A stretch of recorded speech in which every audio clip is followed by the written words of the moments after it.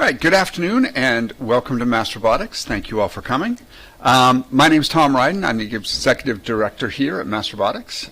We are one of the largest hubs for robotics in the world, and we are really excited to be running this event this afternoon. This is a chance for us to really dig deeper into some technology that we're really excited about.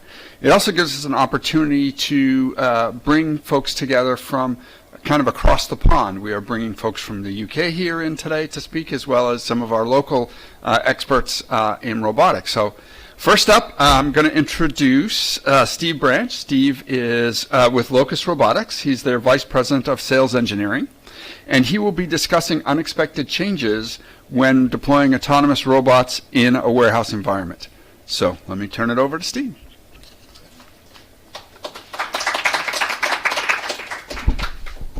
Thank you. I just want to start by saying I'm absolutely honored to be here. Colleen gave me a tour, and this is an outstanding space. What a playground for roboticists, you know. It's and I hope you're able to take advantage of it. But again, I'm honored. Thank you.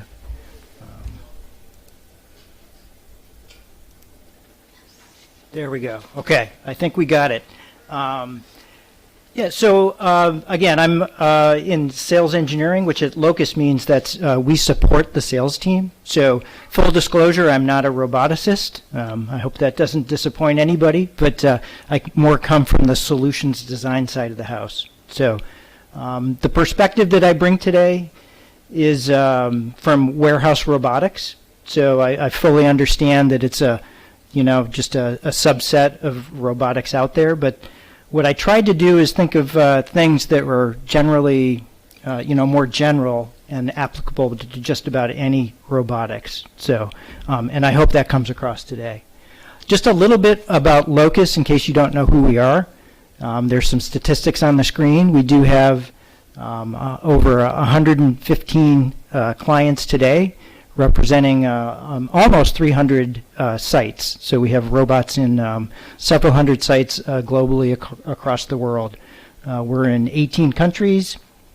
We've deployed over 13,000 robots, and I actually think that number's a little bit dated because I think this last peak season we had many more than that. We have over 400 associates at Locus, and again, we're global, but mostly across the U.S. And 17 awards. That was 2002. I think several more than that. There's a little video playing in the little fisheye here, though, just to give you a sense for some of our robots. We have two form factors, and I'll show you the other one in a minute. The one that you see on the screen is our origin. This is really what the company was founded on and represents a vast majority of the robots that we have out in the field today. Many of our sites are at very large scale, so 10% of our sites have 100 robots or more, and I think our highest volume site has 800 robots, or at least they did this past season. So one site, 800 robots. Our largest facility, we have robots in over 1 million square foot facility. Just a snapshot of some of our clients that we can go public with at the bottom. I also wanted to give you a sense for the second robot in our family. We did acquire a company called Waypoint a couple of years ago. Patty, who's here today and been very involved in mass robotics, came from that company, as well as the second robot form factor. It just brought a larger robot to our family, significantly higher payload, 600 pounds, and you see the navigation there.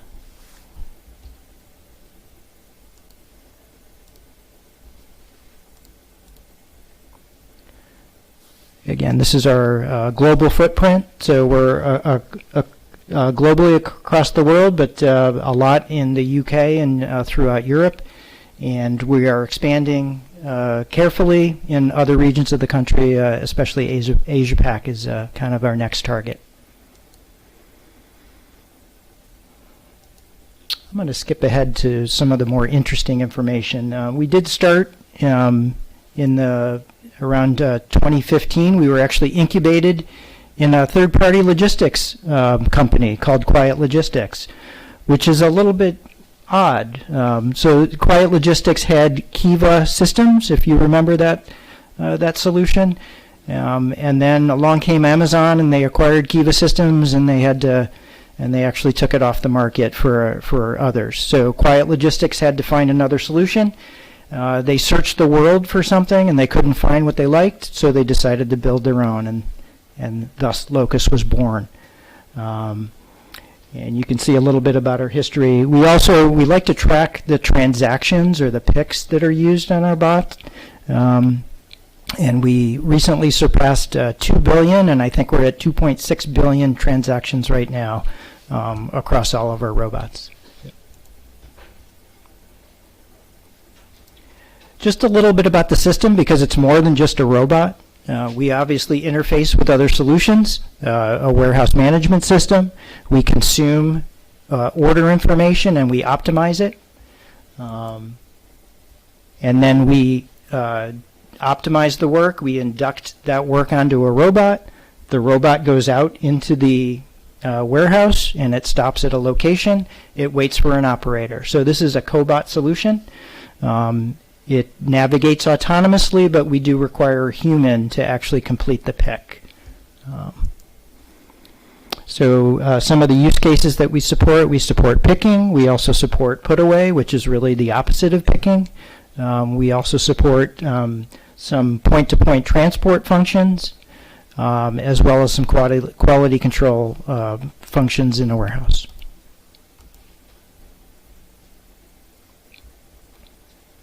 One of the unique things, again, it's more than just a robot, is all of our solutions run on the same platform that's called Locus One. So it's the same system that can support any use case in any of our robot form factors.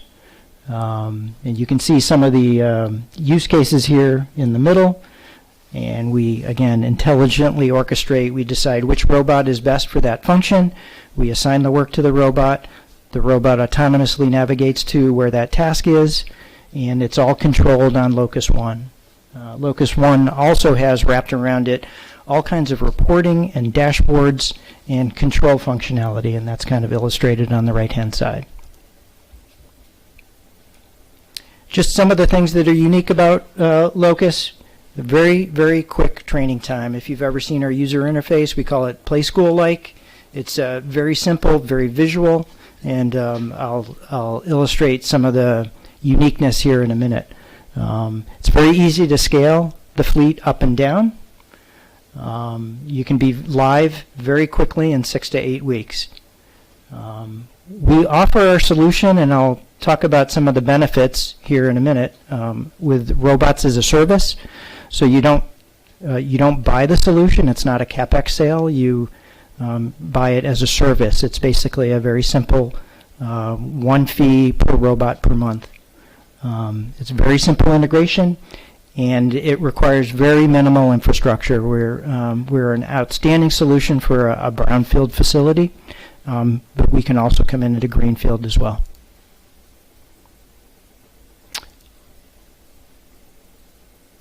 Again, I'm going to skip through some of these. These are some of our larger clients and larger facilities. Boots is over in the UK.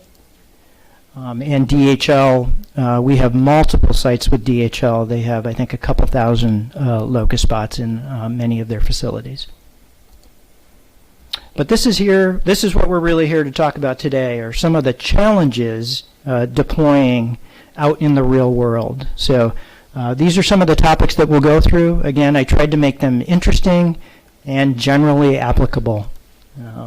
So the first thing, a lot of the things that I wanted to talk about were challenges, but I wanted to start off with something positive. And that's you are the shiny object in the building. And that's a good thing. It's exciting to work with robots. Robots are cool. And don't forget that. They attract attention. They provide tremendous both internal and external promotional value. A lot of our 3PLs like to use Locus because they promote to their clients that they're being progressive, that they're deploying automation to help with costs and things like that. So don't underestimate that. Our clients, incidentally, are some of our best promoters. If you're active on LinkedIn, a lot of our clients promote that, when we go live in a building. People like working with robots. It improves ergonomics, and in many cases, it extends careers. We've had people tell us, that they were about ready to retire, but the company deployed Locus, made the job easier, and they decided to stick around for a little bit longer. So it's great to hear stories like that. Robot adoption is also it's kind of spawning a new career paths. I saw there's a new term that I saw advertised the other day, robot wrangler. So this is a role, that you're just managing the robots in a building.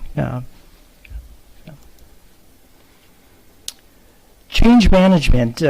Locus, it really starts before you bring a robot into the building, and we focus very heavily on change management. And what you need to do is consider many different audiences. Usually through the sales cycle, you're dealing with, upper-level leadership at a certain level. But what you really need to do is involve the local operations teams, as well as the floor-level operators or the actual users of the system. You have to bring them in early. So we have a very active, proactive communication plan. We often send a robot to the site beforehand, and they have it in their lobby, and they promote that the robots are coming. And it's really all about communicating why you're bringing the robots in, because a lot of people fear for their jobs, when they see robots. And really the narrative is not that robots are replacing jobs anymore. The narrative is that the robots are really they're allowing you to do business with the employees that you do have today. So we do go live readiness programs. We share operational best practices with all of our clients to again, to share some of the things that we've seen out there that work really well. We try to generate excitement, and we celebrate milestones, especially when a client picks their 1 millionth pick. We really create excitement around that. And we really try to identify and cultivate champions on site. That's important, that you have advocates in the building and those that are using the robots. Another thing that we discovered is that you have to explain that there's a learning curve. I remember one of our first deployments, it was a auto parts distribution center. And on day one, they had executives there. They flew them in from around the country to observe. And day one is not the day to observe, the solution and operation. So what we try to do is we target reaching goal in 60 days. That allows, the organization to get comfortable with the automation and to really learn and spend some time optimizing and learning how to use these new robots in their facility. Improvements are often dependent on external factors, whether that's the system that we integrate with, whether it's with hardware or something as simple as a tote or a container that you put on a robot. So you have to keep those things in mind. The curve can be very complex, and it's also continuous. I mentioned that 60-day we try to reach goal. That's really just the beginning. We really support continuous improvement. We have an optimization team that comes in after that, and we try to further optimize from there.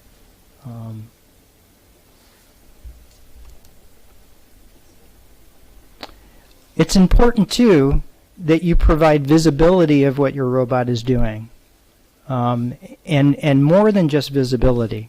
But the saying is you can't really manage what you can't see. So that's where the visibility is very important. You see some pictures on the right-hand side. We actually provide and install very large monitors right out on the warehouse floor, so that the operators as well as the supervisors can see what's going on with the system. And there's a number of dashboards that are tracking, not only where the work is, but how much work is done, how much work is available, and we also estimate how many people do you need to do the work. So a lot of visibility, And again, beyond visibility, we also apply some artificial intelligence to create what we call predictive analytics. So we can predict based on what we're seeing how long it's going to take to finish the work, or how many people do you need to meet your service levels. We also provide intelligent labor direction. So we tell specific employees where to go, what robot to work with, and where to complete a task. Language is important. And you would think that this, well, Steve, that's really only important if you're global, but no, it's also important right here in the United States, because there are a lot of pockets of warehouses that have, where English is not their first language. So while generally the business people that we're dealing with, even internationally, are English, when you get down to the local facility, the operations team and the users, they really prefer their local language. So one of the things that's unique with Locus is the operators wear a low energy Bluetooth tag. It's just a credit card size. They just can put it on a lanyard, and when they approach a robot, it recognizes who they are. They don't have to log in. It just automatically recognizes who they are. And what we can do is we can change the user interface, and we can present the commands in their preferred language. So another operator walks up and it can flip languages, instantaneously. So that's one way really to improve adoption, to make it easier for a new person to learn and work with the robots. So that kind of speaks to the 15-minute learn time.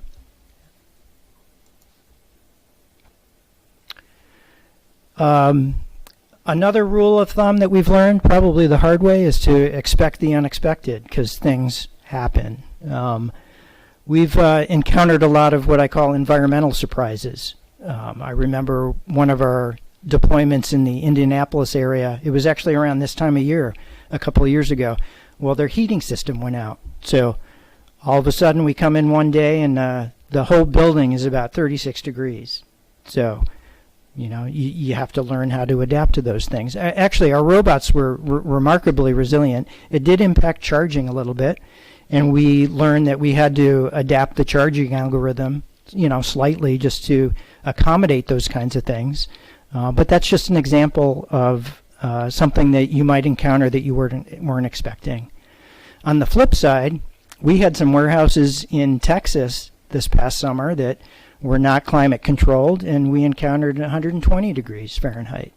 Again, we pretty resilient. I think we had some chargers that struggled a little bit, and we realized we had to provide a little bit of ventilation for the chargers, but you got to roll with it. Things happen like that. So some other things that we've encountered, we had a facility, we were on a 3-level mezzanine, and the robots were working just fine on the first floor and the second floor, but every afternoon on the third floor, the top floor, the robots were having problems. Well, don't you know, they had skylights up there, and right around 4 p.m. when the sun was just right, it created a glare problem that we had to adjust for. But we learned about it, we adjusted for it, and we moved on. Other things, like we're deploying in a facility right now down in the Memphis area, and they actually have the big bay door open all the time, 24/7. You're essentially outside. Even though you're not quite outside, you're outside, with the elements. And again, our robots they're handling it pretty well. They're pretty resilient. And warehouses are dusty, dirty environments. We did have to adjust. Some of our sensors and LiDARs were getting covered with dust, and we had to make some adjustments to the robot. Actually, fenders around the wheels helped a lot, because we learned that the wheels were kicking up the dust and spreading it on the sensors, particularly the LiDAR. So little simple adjustments like that. Warehouses are dynamic environments too. If you have a SLAM-based AMR, it's expecting to see things, and when it doesn't see what it expects, it's mislocalized, and it can't move. So we've learned how to adjust with dynamic warehouse environments. I mean, a warehouse, by very definition, product comes in and product goes out, so your inventory changes. So when we create the map for our robots, and here's an example on the right-hand side, we're essentially taking a snapshot of what it sees at that time, But things change. Again, you pick product out of a building, and it looks different than when we originally mapped it. Our systems become very resilient to changes in the environment like that. Every now and then we have to remap, but for the most part, it can adjust pretty well. This is my favorite section. People do dumb things, and we've had some good ones. We had one client called us one morning, and he said, you know, 2/3 of the robots are dead. And, well, come to find out that the receiving team that night brought in pallets, and they obstructed all of the robot chargers, so the robots couldn't go charge. So, you know, so there's an opportunity for educating. And actually, we 5S, we tape off the charging areas so that we try to warn people not to do things like that, but, you know, stuff happens. We've had people add unapproved accessories, I call it, to the robot. We had one client, same thing. They called us one morning and they said half the robots they're just sitting there, they're not working.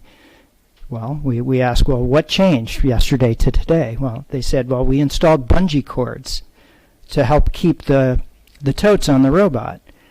And when they would unclip the bungee cords, it would obstruct some of the sensors. So, very simple. Well, you know, you can't do that. There's another training opportunity. We've had people overload the robot. I remember one of our first deployments down in New Jersey. You know, we asked them time and time again, how heavy are your totes? And they said, we don't have anything over 40 pounds. And we're like, that's good, because our tray is rated at 40 pounds, or at least the one that they had. Well, a few weeks later, they're calling us and they're saying all the trays are bent and they can't even hold the totes anymore. What happened? Well, we said, how heavy are your totes? Well, they didn't know, because they don't track it systemically. So we went down and we did an audit, and come to find out that they have totes that are 80 or 100 pounds. So things happen. So people can misuse your system. They can go out of spec, and you have to be prepared for it. We've had people move our QR codes. This is how we localize a robot. So a QR code, it's a physical representation, and it's a point on the map. So when we bring up a robot and we show it to a QR code, it knows where it is in the building. Well, if you move those points around, you're confusing the robot. It thinks it's in one place, but it's kind of teleported to another. So that can be very confusing. We don't think this was malicious. We just think these QR codes were falling off and they were putting them back wherever they wanted. So we've also had clients push the robots without e-stopping it, and that can really confuse the robot too. Because we do track odometry. When you know, again, the robot likes to, it uses its sensors to see what it sees, and it compares it to the map. That's how it knows where it is. But when you push a robot, all bets are off. It's not tracking that movement on its system. So again, all of these are basically training opportunities and things that that we can recover from. You can't control everything, but you can try to at least anticipate some of these unforeseen things. So, you know, like the previous slide, expect that people may use your robots out of spec. We don't control labor or labor availability. So we might tell a client, you know, to use our system, you have 30 robots, you should deploy 10 operators. Well, they may not have 10 operators in the building at the time. So, you know, that's one example of something that we don't control that can impact the performance of the system. We don't control how many robots they deploy. They might have 50, but they might only deploy 30. We don't control order volumes and profiles. And I'll give you a good example too. We had a client several years ago. They had very high-end wool knit hats. And they were so high-end, most orders were single-unit orders. People were really only buying one. Rarely would people buy 2 or 3, or what we call multi-unit orders. Well, all of a sudden, somebody in their marketing department decided, let's do a buy one, get one promotion. So all of a sudden, overnight, single-unit orders went away. And it forced us over to picking all multi-unit orders. Well, the robot containers and the number of robots that you need for that type of picking is very different than singles picking. So that's just an example, something we don't control, something that we didn't foresee. They didn't tell us about it, and we had to adjust that next day. We're very reliant on other systems, whether, mostly in a warehouse, it's the warehouse management system. It's really the system that controls everything in a warehouse. We also often have interoperability dependencies, whether that's a conveyor or another piece of automation that's interfacing with Locus. And something as simple as what I call third-party accessories, something even like a tote or a cardboard box or something like that. If it's used on a robot, we may be dependent on that or the issues that they bring. You have to plan for maintenance. I'm sure you're thinking you're building a rock-solid, robust robot, but you send it out in the wild, things happen. So this is really a commercial for our robots as a service economic model. When you're under our model, we're responsible for everything. So one of the questions that we always get is, how long do your batteries last? Not only how long on a charge can a robot operate, but how many months or years does a battery last? And the real answer is it doesn't matter to you, Mr. Customer. That's on us, because you're paying one cost per month per robot. Everything else is on us. So now that motivates us to make sure that we're deploying a solid, robust battery system, because we don't want to go out and swap out batteries every year. But the client doesn't have to worry about things like that.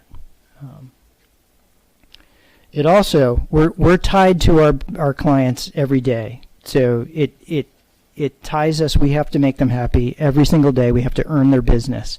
Whereas very different than a CapEx sale, where you kind of sell it to them and it's out the door and you may never see them again. So.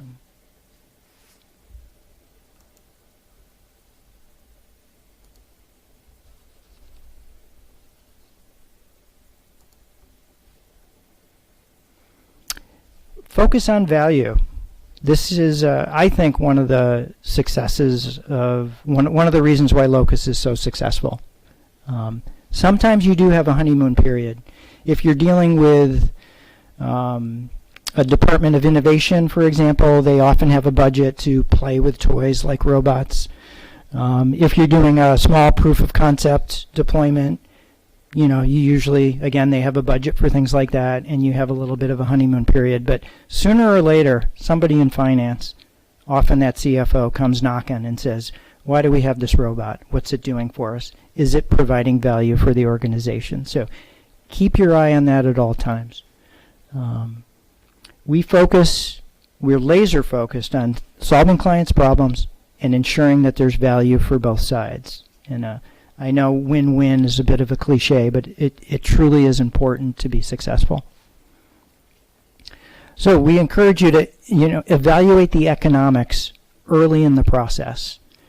And sometimes that's hard when you're at low scale, because a lot of the economic benefits really come with scale. As you build more robots, you can cost down it, and it just becomes that much more beneficial for both sides. But it's still, do the math, evaluate that total addressable market and just run the unit economics to make sure before you get into it and you get 1 or 2 or 3 years down the road that there is a path to profitability. We walk away from opportunities that don't appear to have value. We do it all the time. But I think the second best answer to yes is no, and getting to that answer sooner than later is a good thing. And I already mentioned that oftentimes value comes with scale, not only in the number of robots in one facility, but also like at Locus, we've created and built over 13,000 robots. It becomes more and more efficient the more you build. Stay close to your clients, and on the right-hand side are just some logos of some of our some of our clients that we're actually public with. Clients will pull you where they want to, and sometimes that's good and sometimes that's bad. You have to evaluate every request and make sure that it does bring value for the company, because that's important for retention. If if you decide not to do something, they may decide to go for another vendor. But the Locus roadmap is largely dictated by our clients. Most of what's on there, with the exception of some strategic things that we're working on that the market may not know about, almost everything on that roadmap comes from our clients. Ask your client, solicit feedback. Say, what do you like about it? What don't you like? Ask for their wish list, and they'll tell you. Stay focused, prioritize those requests, like I said. It also helps if a feature request has universal appeal. So if they have a feature request that only helps their company in one facility, that can be somewhat limiting. But if it has universal appeal and we can roll that feature out to our entire client base, that has a higher chance of viability. Visit your clients. Don't be that white coat lab roboticist. Get out of the lab, go out into the field, visit your clients, see it in use, because you'll discover things that you just didn't realize until you actually see it in use.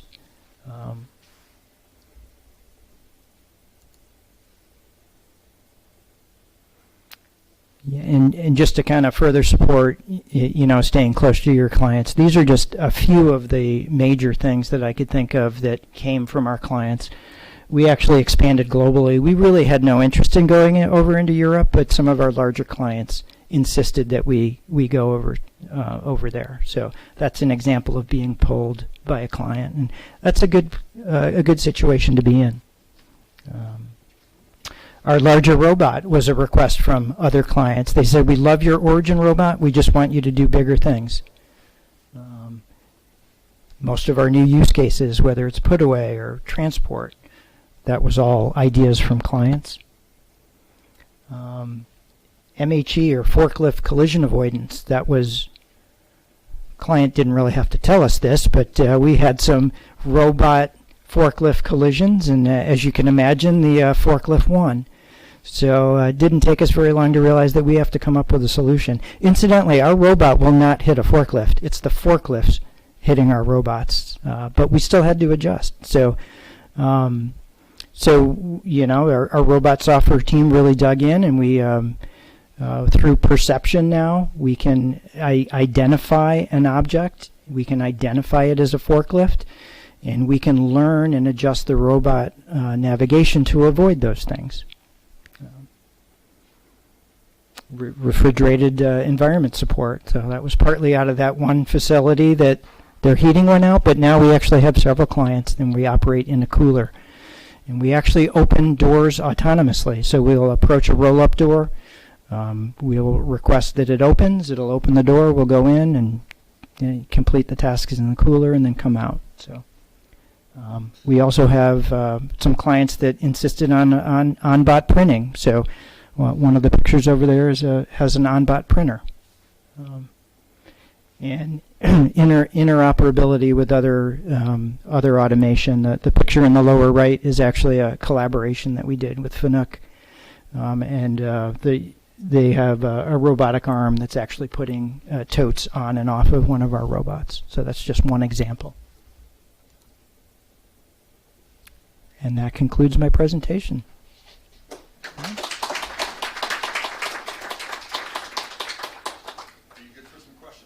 I am.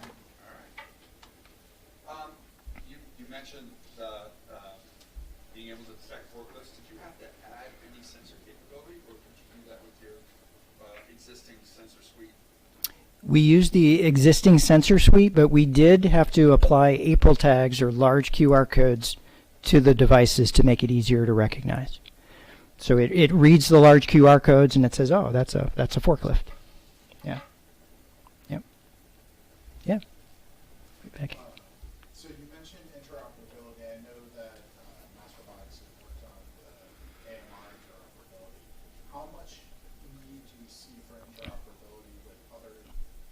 devices in the warehouse, like those arms or conveyor belts or like how much of a lift is that? How much are standards usually there? I think it's a huge opportunity. We're getting more and more requests for things like that, especially interacting with a robotic work cell or robotic arm in particular for manipulating, either putting containers on or off, or removing items from one of our, from a container that's on the robot, things like that. Or for autonomously loading and unloading totes and containers. But I think there's a huge need for standards around, how to do that, the messaging requirements, the interface requirements. Talk about evaluating economics in terms of like doing it to your customer, whether it's like a valid purchase to deploy your system. I guess how does that narrative, how has it changed from your earlier stages as a company to now? Because now you have these statistics from your existing clients. How did you propose and calculate that value that you're contributing before you necessarily had this massive like client base that can speak for you? Yeah, it was hard. I mean, we had to estimate it, but we have a savings calculator on it's actually developed by my team, and it's there's many factors that go into it. Of course, the biggest savings category is certainly labor savings, but there's other categories as well, whether we're replacing other devices or MHE in the building, certainly safety, training, turnover reduction, things like that. But yeah, it's hard early on. It's easier when you have some history to fall back on. Yeah. Chen. What's the most surprising discovery you have made on the client side? Most surprising discovery on the client side. Boy, hit me with a hard question. I think to me, it was surprising how the user base adopts and likes the technology. Back to that narrative, it's no longer robots are replacing jobs, it's robots are making your job easier. And I would say that kind of surprised me, and I'm glad to see that. Yeah. Yeah. Another question is, you see a lot of companies that do strictly your like warehouse management system to operate robots that are given by some other company. What inspired Locus to essentially take both sides? So you do the automation with the robots and the management of each system, and you provide the hardware. Get the question? No, I'm not sure I do. So yeah, we provide. What do you mean by the hardware? Because we provide the rope. Some robotics companies that just give you the mobile robot platform. Yeah. And there's some companies that say, hey, bring in whatever robots you want. Yeah. We'll do all of the architecting and the robo-wrangling, as you call it. Yeah. What was the real incentives for Locus in doing both? That's a very good question. And I would say the answer is we don't even think of ourselves as a robot company. We think we're a software company, and we provide a total solution. And I actually think the secret sauce is in that total solution. Yeah, and it probably comes out of our roots as a fulfillment operator ourselves. Back to our 3PL roots. Yeah, very good question. You can go out and get a robot and then build your own software around it, but we have a 8-year head start, and it's hard to play catch up. Let me put it that way. Yeah. Yeah. I was wondering if you do ever see kind of pushback on robot adoption on the floor, where that comes from mostly, and what Mhm. it looks like. We do, and I'll be honest that we've had some vandalism in certain facilities. These warehouses are open 24/7, and it often happens in the middle of the night where there aren't cameras. But there are people that don't like the robots. I think it's the uninformed that think it's taking their job, and I hate to say it, but it's usually people in the older generation like myself. It's not the younger generation. So. It all goes back to education, I think. Yeah. Yeah. Yeah, I've noticed with your use case, you're approaching mostly e-fulfillment centers, like I saw Uber on your customer list, and that's a price-sensitive environment.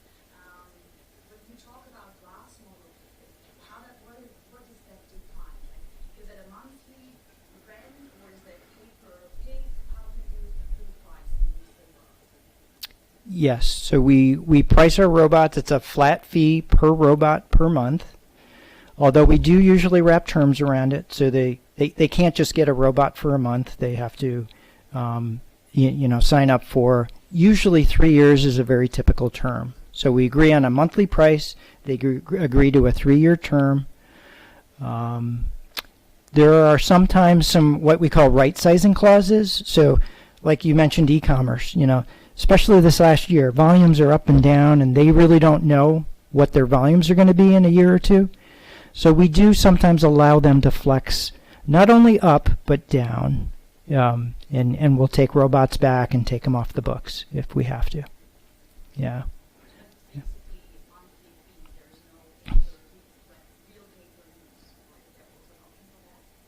Nope, it's basically monthly. The only other option is we also allow for peak short-term rentals. So, traditionally November and December, peak months for e-commerce, they can flex their fleet up for those 2 months and just pay for the robots for those 2 months, and then we take them back. But it's not a pay-per-use model. Yeah. Okay. Great. I have one last question. Yes. If there was one piece of technology that would be most impactful for your business, helping your business move forward, what would that be? Other than like 5G, better Wi-Fi coverage, which I know is a struggle in the warehouse, but what one piece of technology would be helpful? Tough question. You come up with the tough questions here. Jeez. I wish I had more time to think about that. The gentleman with the interoperability question, I wish operating with other systems was easier. I wish it was more plug and play. I know that's pretty general. That's not one item, but that's what came to mind. Yeah. Okay. Well, thanks again for Steve coming up.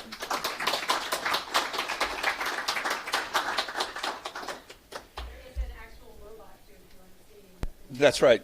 We have one of their robots here. It's an older version, so now we're going to switch a little bit and go a little bit more deeply into the technology. And I'm really excited of having Professor James Marshall here, who is not only a professor at University of Sheffield in the UK, but is also the CSO and co-founder of Opteran.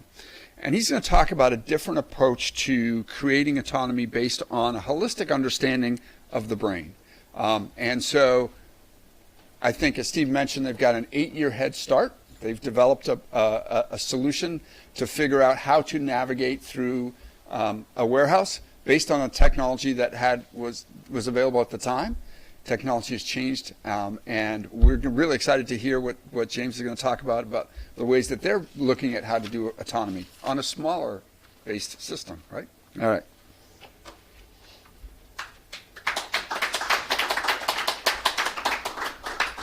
Thanks very much. Thank you very much, and thanks, Steve, as well. So yeah, I'm going to talk about what we're doing at Opteran. So we're 4 years old, so we're playing catch up, but we're actually going really fast, I think. We're a deep tech spin out. And I'm going to explain a little bit about what we do, the science behind our approach. It's a very different approach to solving machine autonomy. And then I'm going to hand over to Jack, our commercial director, who's going to tell you a little bit about the technology. And we have a demo. I know we may be running a little bit behind schedule. I hope you're able to stick around, because we have a live demo in the room, which Chen will be happy to talk you through, and Jack as well at the end. So I'm going to talk about how to build a mind. And really, it was Alan Turing who pretty much initiated the field of artificial intelligence by asking the question, can machines think, back in 1950. And this is his famous Mind article. It's well worth a read if you haven't come across it before. It's so far ahead of its time, not just in AI, but in many other areas of science. Really groundbreaking stuff, of course. Now, and his proposal was to look at the human mind and try and simulate it effectively. That was how he thought we might get towards machines thinking.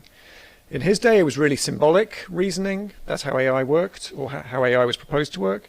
Nowadays, as we know, it's predominantly non-symbolic. It's quite a different approach. But still, 75 years later, and even with the recent amazing technological progression we're seeing, where's my droid? We've just seen a great talk from Steve on the kind of limitations of current approaches to machine autonomy.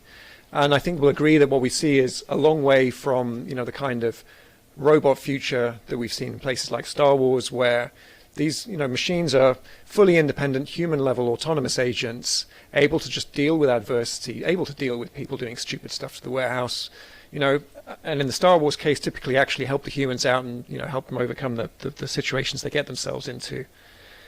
Why is that? Why have we not managed that? Well, as I said, we're not really doing symbolic AI now, we're doing machine learning. And this is a nice quote from the CEO of Starsky Robotics, the first autonomous truck company. And this was from his post-mortem article on Medium, where he was saying what went wrong for them when they folded. And he said, supervised machine learning doesn't live up to the hype. It isn't C3PO, it's sophisticated pattern matching. In other words, it's not true intelligence, and you need true intelligence for autonomy. And never mind Star Wars droids. Where's my AV or my AMR that has human-level autonomy in that more restricted domain that a driverless car or a autonomous mobile robot in a warehouse is trying to undertake? For information, so in 2022, the total spend on driverless cars, the total private spend on driverless cars development was 75 billion, according to Bloomberg. If you look at the total spend on the entire Apollo program, inflation adjusted, you have 260 billion. So in other words, we spent a quarter of a genuine moonshot program trying to get machines to do something that a teenager can learn to do effectively in a year. Why is that? Where are we going wrong? Well, to understand where we're going wrong, we have to look at how current approaches actually work. And really ask, actually, do they capture what's going on in the brain and in the mind? Are they true to Turing's original vision? If we start with the supervised machine learning, the deep learning model, deep learning is often referred to as bio-inspired, but it's actually based primarily on a pretty old understanding of a very small part of the brain, namely your visual cortex. In fact, it's not even a good model of the visual cortex when you look at how that brain region truly works, but also the visual cortex isn't the only thing you have in your head. In particular, although you use it in driving a car, you use an awful lot of other brain structures which are highly specialized in order to achieve that goal of driving around safely, navigating and not hitting things. If you were to try and do the job solely using your visual cortex, you'd probably be as bad as driverless cars are, which are still not human competitive. So there's something else going on that's missing in our current technology that we haven't yet captured on how brains really work.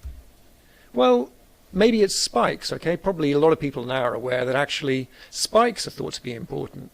Yeah, neurons communicate with each other by sending short signals, and people like Intel have been getting into neuromorphic computing with their Loihi 2 processor, and there are many other kind of flavors available, so perhaps that's the solution.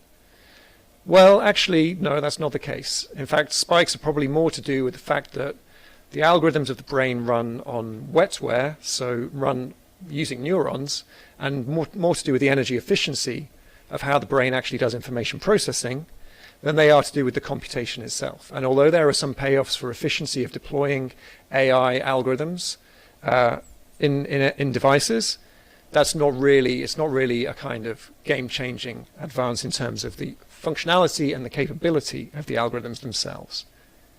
So I've been talking about AI mainly, but another part of the puzzle is obviously also navigation, and SLAM is our predominant technology today, simultaneous localization and mapping.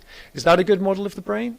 So as you're probably familiar, it's point cloud based, so whether it's LiDAR or visual SLAM, metric mapping in 2 or 3D, and then using that for localization.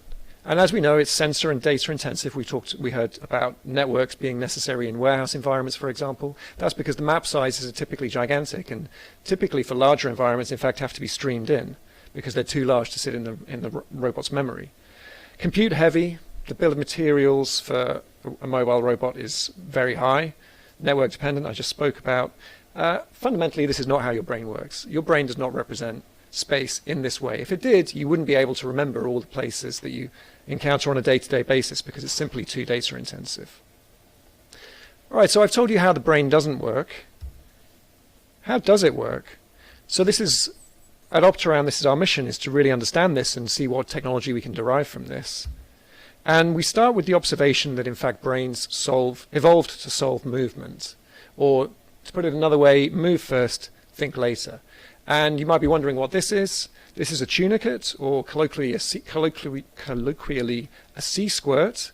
And this animal beautifully illustrates the principle that brains evolved to solve movement primarily because it has two life stages.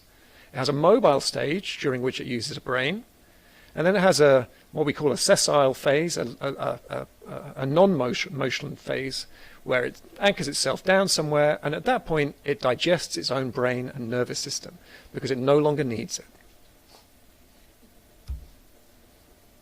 The other thing to note is brains are highly structured, and I already alluded to this. And in fact, at Opteran, we're not even inspired by the human brain or even primate or vertebrate brains. We actually look at the brains of invertebrates, insects, for example. So what you can see here is an animation of some of the beautiful structure inside the brain of a fruit fly, which has only 100,000 neurons, but can do visual navigation. My own research came out of looking at honeybees and ants, which have slightly larger brains, but still fewer than a million neurons. And this beautiful structure here is the ellipsoid body in the fruit fly central complex, which is fundamentally where its navigation circuits live. So with fewer than 100,000 neurons, the fruit fly is able to solve the navigation problem tremendously efficiently. And in fact, we can interrogate how the brains work to realize that brains are not only highly structured, they represent information very intelligently, very efficiently. So this is actually experiments from HHMI Genelia on the visual compass, the ellipsoid body of the fruit fly. So here you can see the fly in the experiments. It's on a virtual reality trackball, and it's controlling the environment, this virtual reality environment. So it's able to turn according to the visual input, and it's in closed loop, so as it turns on the trackball, the environment responds appropriately. At the top, you can see recordings from this ellipsoid body, and what the researchers... Okay, I can see... Yeah, okay, sorry about that. What the researchers discovered is actually that the fruit fly has a visual compass that encodes its heading in a way we can naturally read off. So you can see the green fluorescence there, that's actually a read-off of the real-time neural activity in the fly's brain that shows how its heading is changing, how its estimated heading is changing as it's controlling its heading in the environment using the trackball. And that's just a very simple example. That's like one of the simplest visual circuits. So we have this great wealth of information, really a kind of goldmine of algorithms that brains deploy to solve the autonomy problem. And at Opteran, what we do is reverse engineer insect brains to actually extract these algorithms and not to reproduce them, you know, with spiking neural models and all of this kind of stuff, but actually figure out the information processing principles and deploy that in standard, off-the-shelf technology that we have available to us today, providing the software mind that enables natural autonomy for machines. So this is the Opteran mind, and I'm just going to take you through some of the highlights, but it starts very much with low-level sensory processing and solving motion, which is visual navigation. And you can see we have low levels vision and perception algorithms feeding into action and feeding into what we call a number of cognitive engines. But what I'm going to show you first of all is at the very start of everything, what we do is what every brain does, your brain included, but also insect brains. On the right-hand side, you can see a honeybee flying around inspecting a flower, and if you look closely, you'll see actually the head is stabilized by the neck muscles of the insect. So the body effectively moves around in order to preserve a stable, rotationally free view of the world for the sensory system to perceive. And on the left, you can see one of our engineers doing exactly the same thing with one of our development kits. So this is our system. Everything is on here, and I'll explain a little bit about the hardware and the sensing side of things later. We can discuss that during the demo as well. But this is the whole thing, sensing plus compute in a very lightweight, cheap, low-energy package. And Cara, our engineer, is now doing effectively what I'm doing now. She is rotating freely the development kit, and what you can see is that actually there's a completely stable view. And then we achieve that electronically rather than mechanically, but the purpose is the same, because that simplifies downstream processing for the navigation algorithms. We call that Opteran Vision. It feeds into Opteran perception, which is extracting meaningful information from your sensor feed.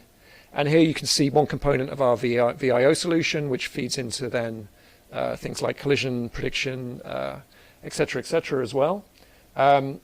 And this is reverse engineered from the Honeybee visual system. And what you see is it's tremendously robust. We actually have a couple of orders of magnitude, several orders of magnitude difference in light levels due to deploying this technology at dawn and then in the middle of the day.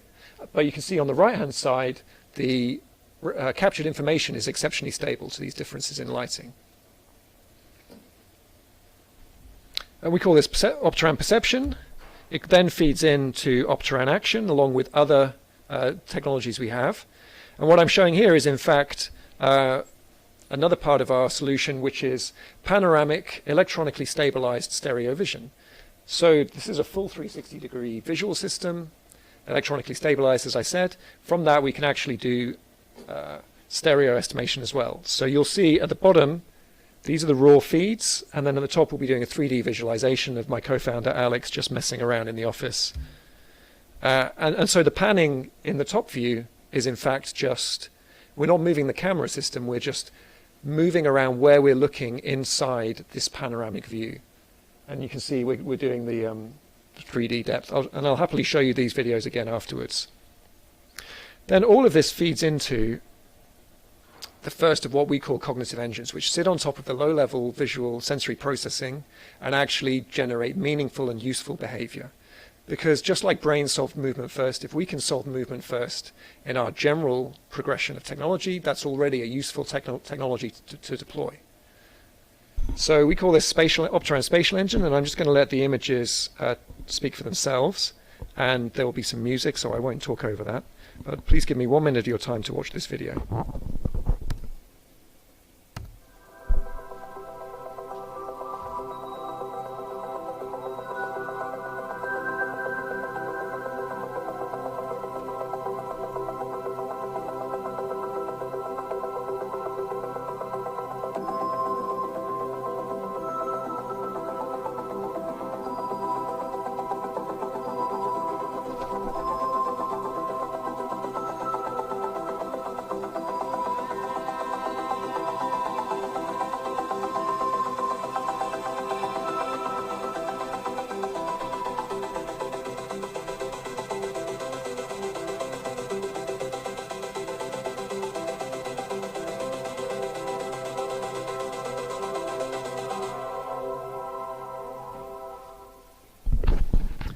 So what you may not appreciate from that is just how lightweight everything is on this. So this compute package, for example, is a couple of $100, 20-year-old CMOS technology cameras running on a few watts, solving all of those problems, which are pretty challenging for traditional SLAM algorithms, and we'll show you something even more challenging at the end.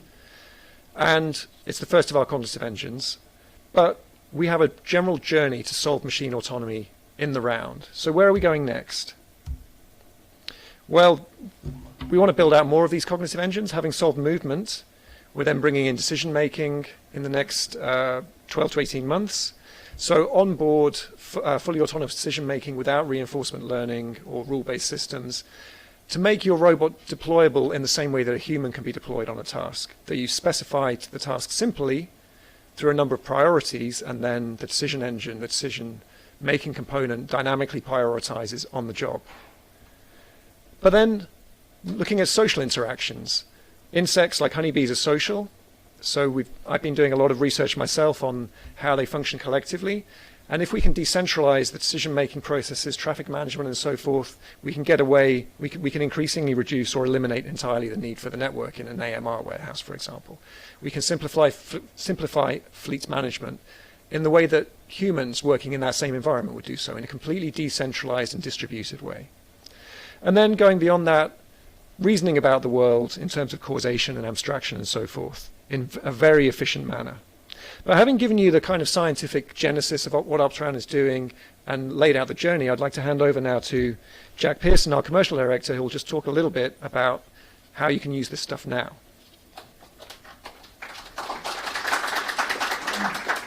That's okay, I don't deserve any clapping. So yeah, James is that. So James has talked to us about the amazing research, the science, the philosophy behind this new approach to autonomy. As James said, I'm here to tell you about how we've productized it, and productized it to solve one of the biggest problems in autonomy generally. So last week, I spoke to a CEO of an AMR company, and he put it really, really well. Localization technologies, autonomous localization, still fails in very, very standard warehouse environments. To counter this, often have to use infrastructure, QR codes, magnetic lines, which brings a whole host of other challenges. So really the challenges can be broken down into two areas. So if you're looking at traditional SLAM, visual-based or LiDAR-based, they rely on expensive sensors, 3D LiDAR we've seen. They rely on expensive fixed infrastructure. They rely on a lot of labor to set up, to manage if there are challenges. And yet, in very many situations that you see across warehouses and that Steve actually set up really nicely, they still break down, they still mislocalize. So we heard about changing environments. Very often in a warehouse you're going to have pallets moving, you're going to have product coming in and out, changing how the environment looks with its shape. It's very, very common to have corridors that look very similar, to have blinding from sunlight coming through a window, to have reflections, glass and mirrors. All of these things can cause mislocalizations, which in the end feed back into the cost structure. You either need to put in infrastructure or you need to bring someone to solve the problem. So Opteran really helps cut through that trade-off. So we provide highly robust localization using, as James said, the lowest end hardware and compute. So running off $10 cheap cameras, the edges of existing compute, you can get performance that matches and works really well as an addition to many of the standard approaches to SLAM localization. And so from today, we have an infrastructure-free mapping and localization software solution. It can work on its own, or it can also work in addition to an existing solution, as many AMR companies already have. But the really great thing about it is that you start off with mapping and localization, but as these other features are released, the ones that James mentioned, depth perception, collision avoidance, and in the end, a reverse engineered mind, all of these can be added and continuously upgraded. So you start with just localization, and in the end, you have a reverse engineered mind inside your machine, whether it's an AMR, a vehicle, or a drone. So I think we're going to stop for a few questions first from James, but in a second, we'd like to show you this in practice. Is there any questions?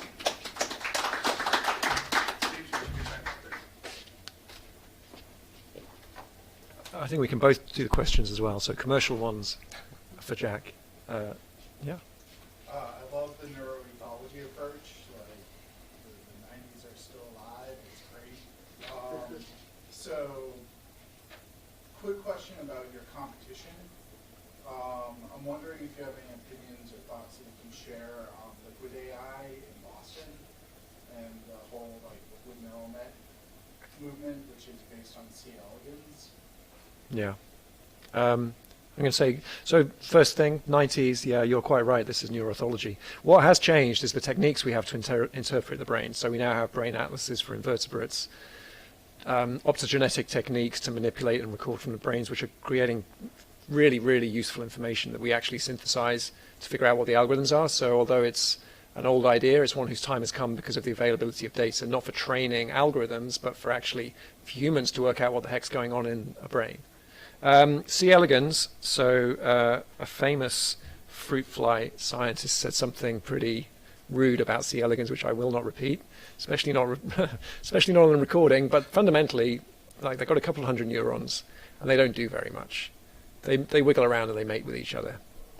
And I see, people have tried to use that for autonomous vehicle control and so on and so forth, and it can kind of work pretty well in a limited enough domain. But I don't think, C. elegans is has nowhere near the kind of behavioral richness and navigational richness, especially of even a fruit fly, never mind a honeybee worker, which can fly about 7 miles out from the nest, find a food source, get back to the point of origin, and then even communicate at that point in space to nest mates tremendously efficiently. So, with fewer than 1 million neurons, if you can solve that visual navigation challenge so efficiently, I think, we clearly have a lot to learn there. And C. elegans, nice, very efficient, a couple of hundred neurons, but nowhere near as behaviorally interesting. When you're looking at kind of LiDAR-based technologies, you generate so much data, Mm. but in some cases, that's a good thing given that you have a quantifiable, foundational unit of number of points to be able to determine kind of these abstracted features such as risk and guarantees for specific detection of objects. Mhm. Your guys' model, do you guys address that? Or do you say your guys' model doesn't require you to have an understanding of risk and kind of this idea of how many points are actually getting detected correctly? Yeah, I think it's a very different paradigm. So Yeah. we don't need to. Ultimately, what do you care about if you're deploying a robot? In the real world, you care about, can it navigate the space effectively without getting lost and get to where it needs to be? A lot of the metrics that are deployed now to evaluate technologies, we actually are competitive with them or even exceed them in terms of localization accuracy and what have you. But you're probably quite bad at localization accuracy. Like if I said, could you localize within this room to a particular point you've been to within plus or minus 2 centimeters, you might do reasonably well, but that's not really what your brain evolved to do. But are you good at navigating through the world? Tremendously good. Do you do it efficiently? Tremendously efficiently. So you've got to think about what are the actual KPIs you really care about, the behavioral KPIs that truly count for the use case you're trying to deploy. And in terms of being able to navigate space, path planning, we don't need a path planning system, for example. We don't need to map out, do an occupancy map and all that kind of stuff, because your brain won't do that either. You'll have a navigational system which works tremendously efficiently, but then as you're moving around in a crowd on a street or something, you're dynamically avoiding objects in a purely reactive way. There's some anticipatory planning as well, but fundamentally you're doing it with 2 different systems. So do you imagine these systems being cobots and working alongside people on warehouse floors? And how do you think people might react to robots maybe behaving a little unpredictably because they are kind of continuously making interesting decisions on their own? Well, so what we're showing right now is purely navigation technology. So, we're not getting into the robot thinking for itself yet. We can do that in the future. But we believe that the decision making will feel pretty organic. But I'll just speak to human acceptance. So actually a big thing we've done for human acceptance of our technology is actually just try and make the navigation look very, very smooth. Because people have a lot more confidence that the robot's doing something sensible when it actually is just following a smoothly interpolated path, which strictly it might not need to do for the task. Like for an AMR, it might not be strictly necessary, but it's nice for people working around it and for people evaluating it for a particular use case if it actually looks like it's behaving very purposefully and predictably. Do you need any extra sensor to avoid all the pollution avoided inside the camera? So for today, yes. So obviously, many of us know 2D LiDAR, safety rated, very common in industry. So in many situations when there are people around, you'd still need 2D LiDAR, and our system can work with that, so that you can have both the mapping localization and the safety coming from safety rated LiDAR. We are going down the path of certification, and that's something that we're working towards. But from today, it's mapping and localization that can work with other sensors, whether it's 2D LiDAR, 3D LiDAR, depth cameras. In the future, we'll have the collision avoidance integrated as well. Yeah, and what would be really interesting and what we'd be looking at is, can we get safety racing for our collision avoidance technology, because that can take a lot of cost out as well. If the safety LiDAR is just in there to stop bumping into things, because it's required, if we could solve that same problem more cheaply and get the regulatory approval, then that's another saving. One question. Have you guys deployed this technology on marine environments? No. And that reflections and stuff is a really big problem when you're on the water. No, not marine. We're pretty hyper focused at the moment on a few key on ground use cases. but it is being deployed though. So should we head over to the demo? All right. Yeah, thanks very much. Yep. So thank